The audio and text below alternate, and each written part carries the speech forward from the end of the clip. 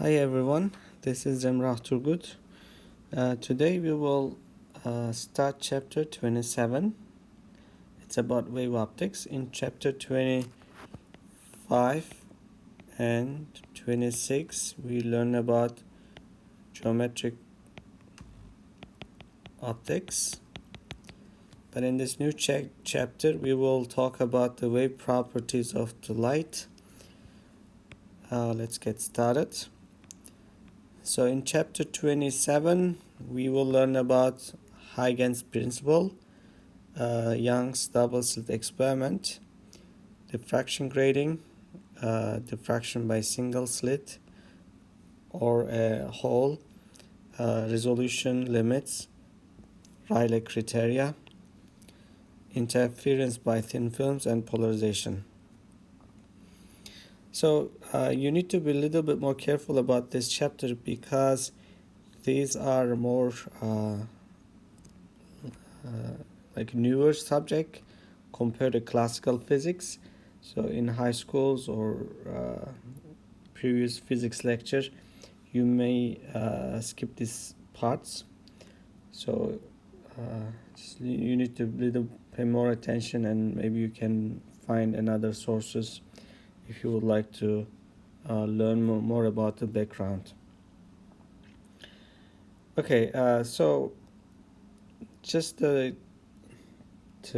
make sense what we are going to do in this chapter, we need to think in terms of waves, and the simplest way of thinking is the water waves. Let's say on a pool, for example, here it shows two pennies dropped near to each other on the water, and they created these waves, and when they interact you see some complicated pattern when they intersect. So this interaction is just not interaction of particles but interaction of waves.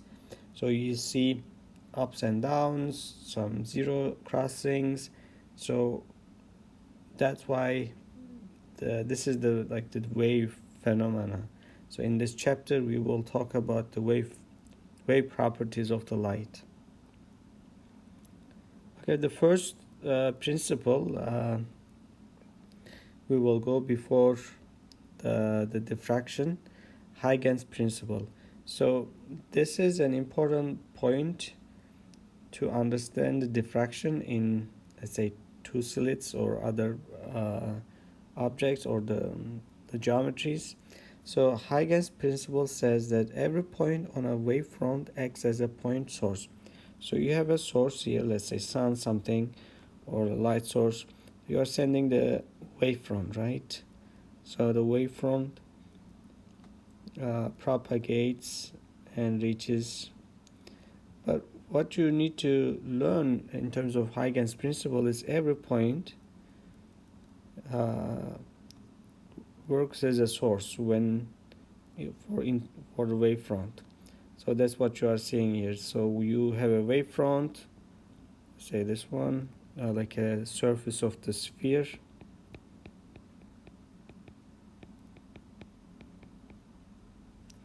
So every point works as a new source, and you can see the propagation from the every point. So physically the light scatters from the objects or the edges. So that's the physical explanation of the Huygens principle. So for example, let's say when you have a light and if you block some part of the light, what you're gonna see is you're not gonna see a perfect shadow. What you're gonna see, some, say you have a bright spot and then some gradual decreases, and then you see the shadow. Say you see this is the wall as the intensity, and you see that the brightness high, it is like a dark here. But what you see is this region is not very dark or bright. You see a gradual change in the intensity. So that's why, that's because of Huygens principle. So when light comes this point, at that point works as some light source. So, and it propagates the light. So that's why you see some part like the light, even it's above this line. But you can ask why I'm not seeing only just the why it's not everywhere, right? So reason is this: you see this other sources, so they have brighter, or they illuminate this region more. That's why you see full brightness on the bottom side, and at the top side is very dark. So in the middle you see gradual change.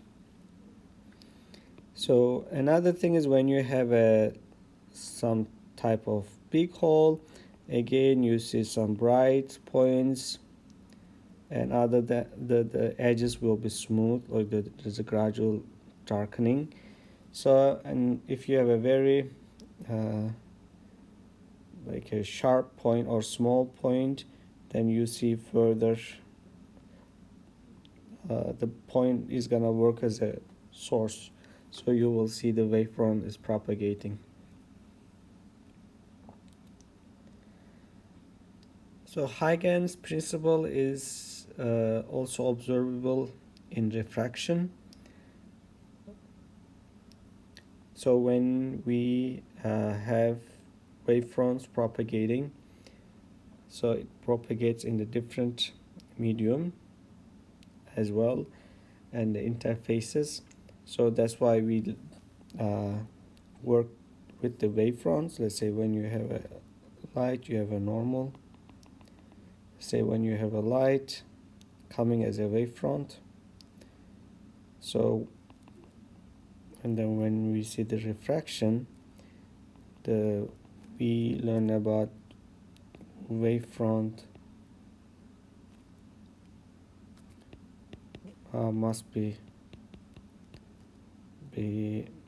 must travel at the same speed. Or for example, the lights are coming as a perpendicular wavefront. So this part hits the water, and this part hits later. During that time, this the path will take the same amount compared to this path. So that's why the speed of light is slower. So this is shorter than the path in the air. So that like you're trying to conserve the wavefront as a perpendicular. So that's one of the reasons one of the reasons behind that is the Huygens principle. Okay, Young's double-slit experiment. Young did an experiment. He took had a point source from the sun. So he has you don't want to get all the sunlight on the just two slits. By using the one slit, it cleans up some sunlight, because you can have a lot of sources from around. So you just want to clean the light coming from the sun, and then this light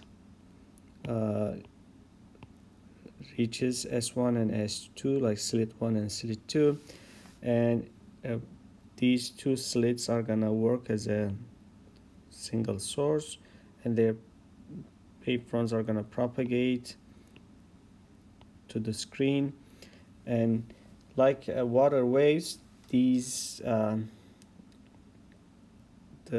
wavefronts are gonna show some interference patterns. So that's one of the results of the Young's double-slit experiment.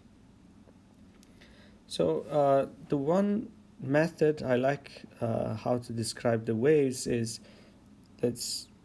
we can to be able to understand this diffraction and interference, you need to have a solid understanding of the waves. So for example, the light we can describe as a sinusoidal wave, right?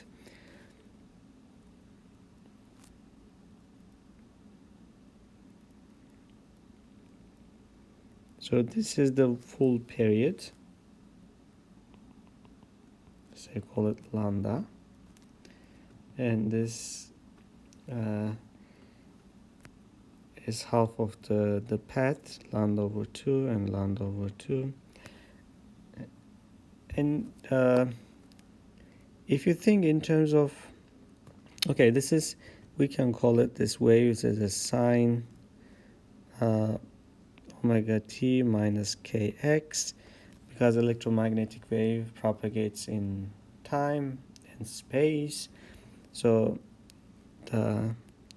but let's stop the time and just look at the propagation in the space. So you see the sine kx. What's k? So that's the wave vector, and the k. Okay, so we need to do a little bit trigonometry. So we need to define the unit circle. So let's say for sine theta, this is the x-axis, and the theta will be the angle between, the sine will be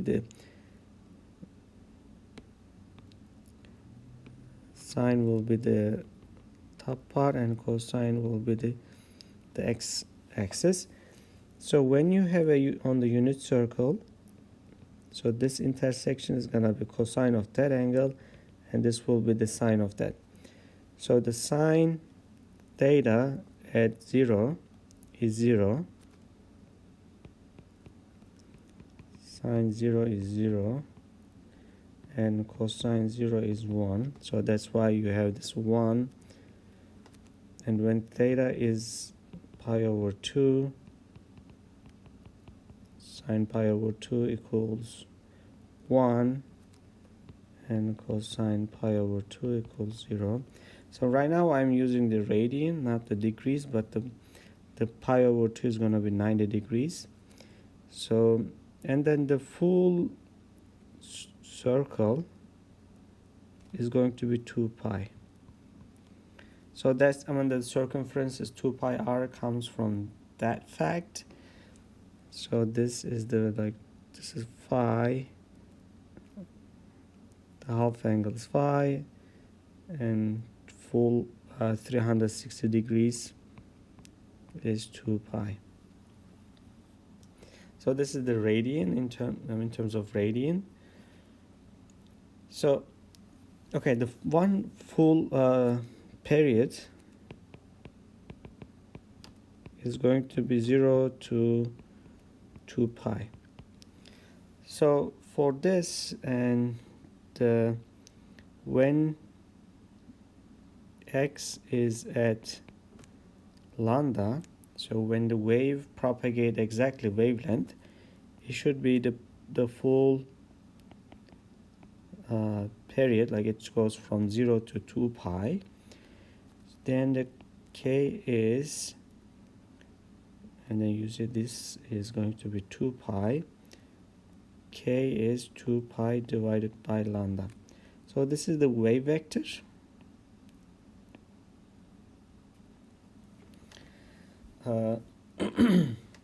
So we will use this phenomenon or this concept in calculations of the diffraction and interference. Okay, so then we can actually draw this wave on a unit circle when we have multiple of them. For example, let's say let's make multiple waves. So this is my axis, and I have, let's say, one wave,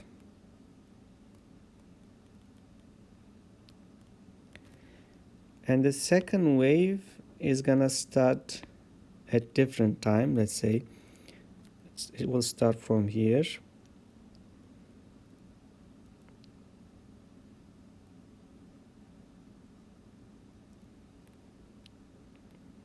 This is the one period for this blue wave. So if this is lambda over 2, so I assume they have the same wavelength, so they match here. So okay, the one typical thing, or to be able to understand two ways, we need to talk about the phase difference. So for example, if I ask what's the phase difference between these two waves, you need to be able to find the difference. For example, if when you see that the blue is this much ahead of red, so because to be able to have this point on the wave on the red, you need about pi over 2, because this is 2 pi, this is pi, where this is pi, and this distance is pi over 2. So to have this the value, the red wave has to have a pi over 2 phase, but the blue has that phase at the beginning. So if you want to draw them on the unit sphere,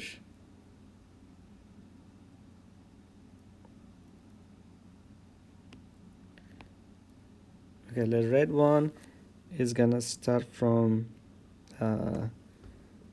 we can put that on here. See, if you want to find the sine 0 is going to be 0, let's say the y component, and indeed the blue one is already here because the value it's already 1 at the time 0.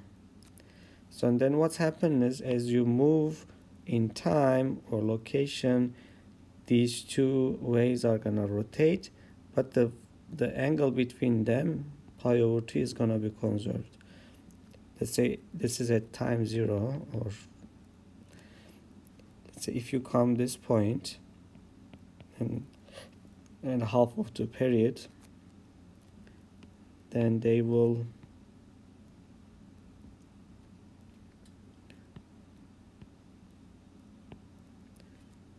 and the red is gonna be here.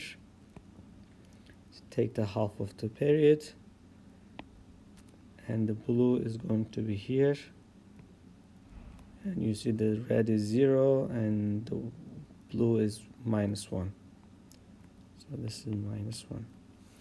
So this is here we have two waves with a pi over 2 phase difference. So in two-slit experiment, we have waves, and depending on the location on the screen, the phase difference is going to change. So to be able to find that interference or diffraction patterns, we need to be able to understand the summation of waves with the different phase differences. So for example, let's find the summation of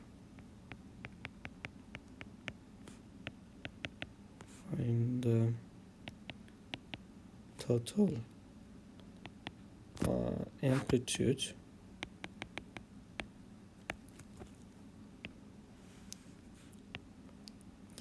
so at time 0, let's use different colors, the intensity of like blue plus red will be 1, right? And at this point, at pi over 4, you see the increase because it's a 1 over 4, I guess, 1.24, and here it's gonna be 1 again.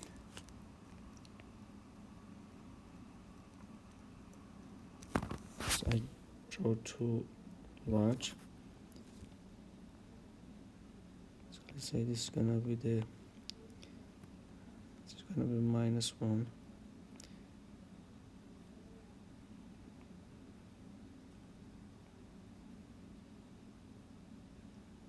So it went, after that it just reach 1 at pi/4.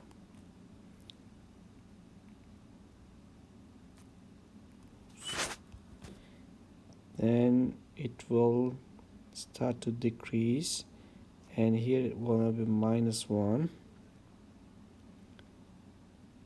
So at some point at here it will reach the 0.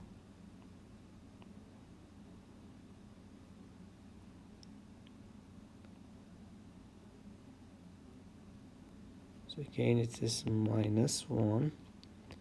This is 1.4. Then at this point it will be minimum. So -1.4. And here it's gonna reach the 1 again.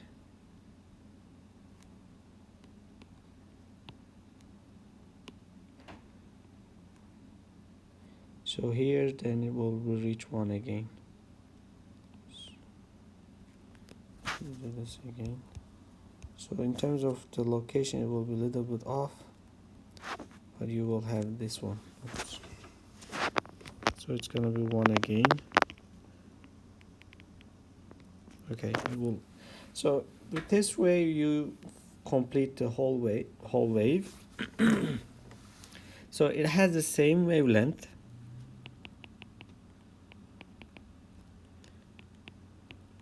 Same wavelength. But you see it has a little bit different phase shift compared to blue and red. Actually what you can do is you can go back to the unit or the circle. So let's find the total of 2 waves. So you have 1 and 1. So the summation of 2 will be at here. The intensity is going to be square root of 2 from the Pythagorean theorem. And it will start from here. So you see that it has the 1, but when this arrow rotates, actually the maximum is square root of 2. It's a 1/1.4.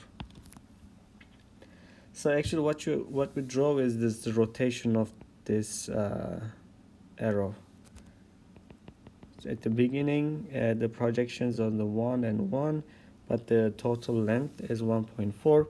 That's why this is 1.4. This is then 1.4.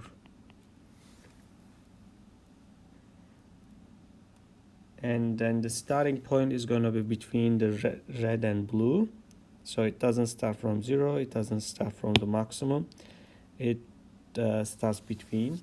So now we find the summation of 2 waves when they have a phase difference pi/2. But let's think about it when we have a phase difference pi.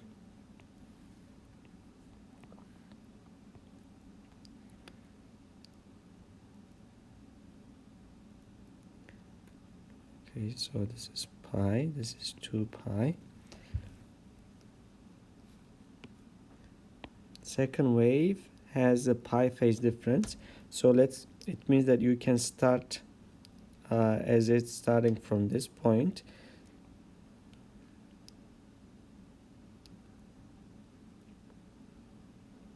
Okay, so now the 2 waves, blue and red, has a pi phase difference. So if you look at this, if you continue blue here, so it's the same as the red one here. So the phase difference is the pi. So that's how you can understand. Okay, just if you try to find the total amplitude of these two waves. So what you're gonna see, this is 0, and if you look at this, these are all gonna cancel, and the total intensity is going to be 0 of two, sum of two waves. How you can understand in terms of unit circle,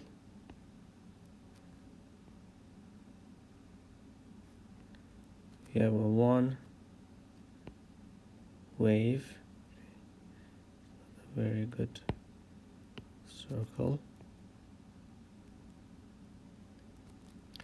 You have a red one, and blue one is exactly 180 degree apart, or pi phase difference. So if you sum this, you will just see 0. So the amplitude of the summation is gonna be just 0, because they cancel each other. So when you have 0 phase difference, let's do that out of this corner. It's gonna be the simple one.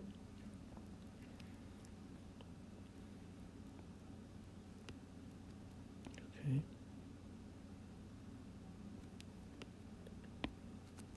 It's gonna be exactly on each other, right? So if this is 1, 1, the total is gonna be like this. So this will be maximum 2. Then if you draw them on the unit circle,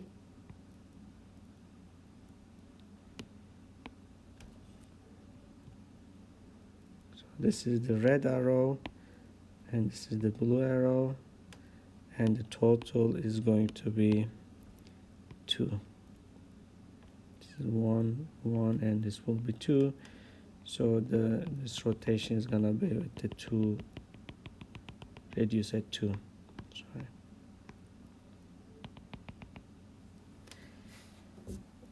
So this indeed you don't need to do all these drawings, but just using the unit circle you can find the total like summation of two waves. You don't have to have 2, you can have more, 3, 4, 5. Actually, that in the diffraction grading we will have many waves. So yes.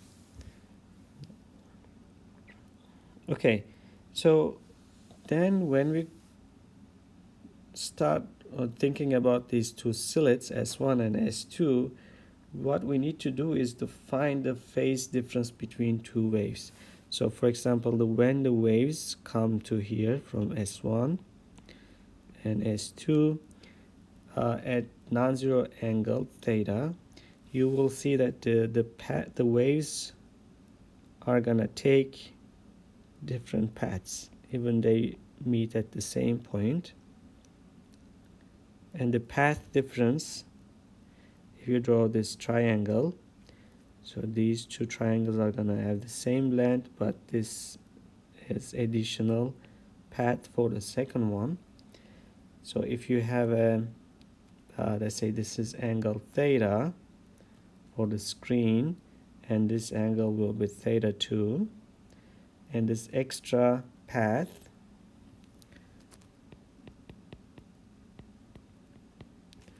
will be d sine theta. So then what you're gonna have here, if the two waves have 2 pi phase difference, let's say the extra distance is lambda, which means that the path difference is, in terms of wave, is 2 pi. So it means the 0 phase difference. So they will repeat itself on the 2 pi period. So that's why they will have a maximum. The two waves are gonna constructively interfere, like this example, like 2 pi phase difference means 4 pi also 0, because it repeats itself when it rotates at 2 pi period. So then you can have a constructive interference.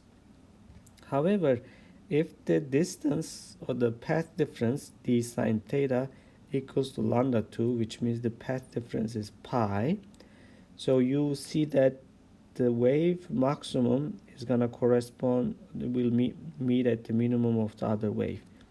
So you have, let's say, maximum of the wave for the first one, and the second one has the minimum. So that this summation is going to be 0, like in the example here. The total is 0. So then this means that this is also lambda 2, if you remember. So when the path difference is lambda 2, it's gonna be destructive interference. So you will not see the intense light at that point. For the center one, the S1 and S2 waves are gonna take the same path, and the path difference is gonna be 0. So then that's why two waves are gonna be on each other.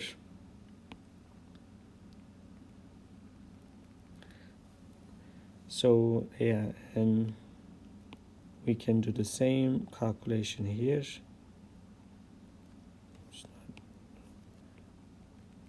When you have a phase difference 2 pi, it's gonna be constructive interference again. But when you have the opposite, lambda over 2 phase difference, or pi over 2,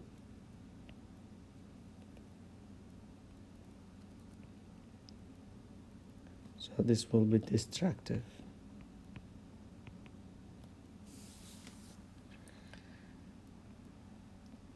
So in reality, you will see the bright points, bright spots and dark spots. These are dark bands, and as you go further, the total intensity will drop, but you will see this pattern: dark, bright, dark, bright, dark, bright. Okay, and then the path difference again, this is d sine theta, because the distance between two slits is d, and the angle, and let's say the point on the screen P, that makes angle with respect to this normal. So theta, then this theta is going to be equal to this theta, and the path difference is d sine theta.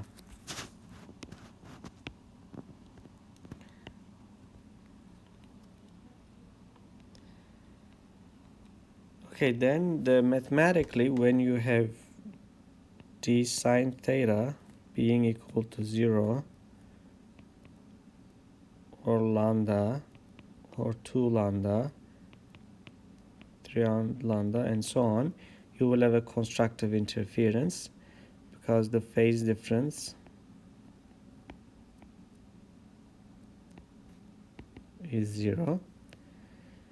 If you have d sine theta being equal to lambda over 2, or 3 lambda over 2, this means that lambda plus lambda over 2, or 5 lambda over 2, which means that lambda plus lambda over 2, you will have a destructive interference, because the phase difference is pi, not 2 pi. When you have a pi phase difference, the waves are gonna cancel.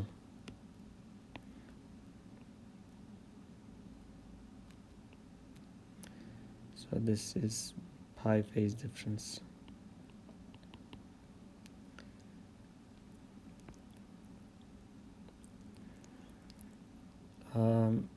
Okay, so then on the screen, you will see a very bright spot at the center, and as you move along the screen, you will see the first minimum. So this is the path difference is lambda over 2, and then you will see the first maximum. At this point, d sine theta will be lambda, and the phase difference is 2 pi, and you will see the another dark spot, and at this point it will be d sine theta 3 lambda divided by 2. So at 2 you will have d sine theta 2 lambda, and so on.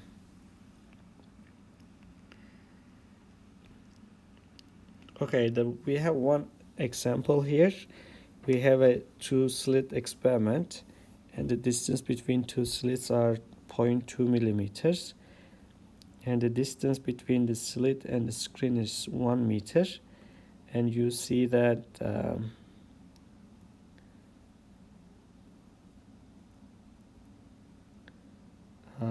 fourth, maybe the wording is not right exactly, but you see the third bright spot is at 9.49 millimeters.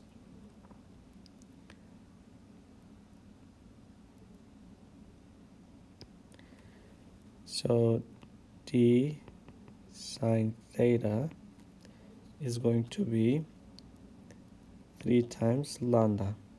So this is 0 path difference. This is lambda, 2 lambda, and 3 lambda.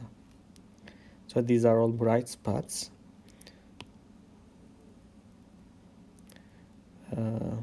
So d is given 0.2 millimeters, and the theta we will do small angle approximation because this is a 1000 millimeter and this is 9.49 millimeters.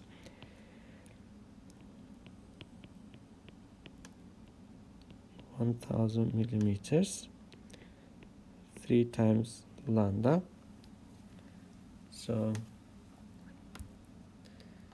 it's going to be 0.2 times 949 divided by 3,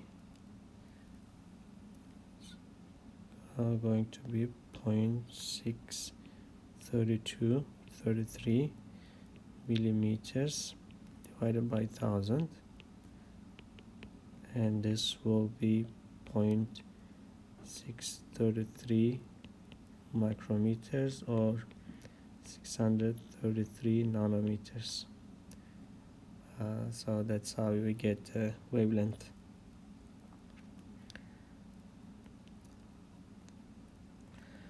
Okay, we have one example. 2-slit experiment is performed in the air. Later, the same apparatus is immersed in the water, and the experiment is repeated. When the apparatus in the water, are the interference fringes more closely spaced or widely spaced, or the spacing is gonna be the same? So you do the experiment first in the water, or first in the air. Let's say you have bright and dark points, or the fringes, and you put this in the water. What's gonna happen? So first of all, what's gonna happen is the wavelength is gonna change.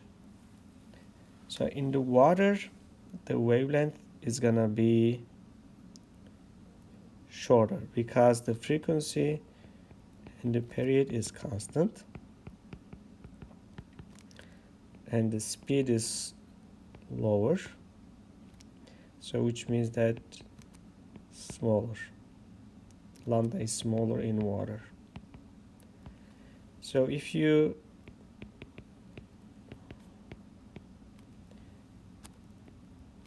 let's say you have the first one at sine theta in the air, and the d is gonna be same, but now the lambda in water is smaller. So you see the linear relationship between the theta and lambda. So then if the lambda drops, theta is gonna drop. If the theta is gonna drop or decrease, the fringes are gonna get closer for the first or third, second and third bright spots. So they will get together as the lambda decreases in the water. Okay, now we are gonna let's stop at here, and we will continue diffraction grading in the second video.